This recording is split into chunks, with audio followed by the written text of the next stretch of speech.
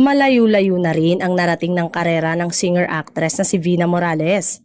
Thankful and grateful si Vina dahil ngayong 2025 ay gugunitain niya ang kanyang ika-40 years sa showbiz.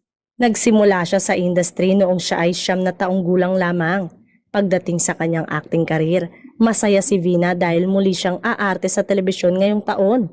Ito ay dahil kinuha siyang muli ng kanyang dating home network ang GMA7 para magbida sa teleseryeng Cruz vs. Cruz. Maayos daw ang relasyon ni Vina sa Kapuso Network kahit nilisan niya ito. May 25 taon na ang nakakaraan. Pahayag ni Vina sa exclusive interview. Grateful to be back in GMA and to be a Kapuso.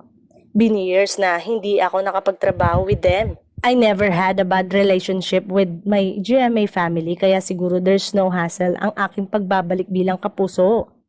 In fact, napakainit ng kanilang pagtanggap muli sa akin. Bukod pa rito, excited din si Vina dahil may mga bago siyang makakatrabaho. Malaki raw ang pasasalamat niya sa network sa tiwalang ibinigay nito sa kanya.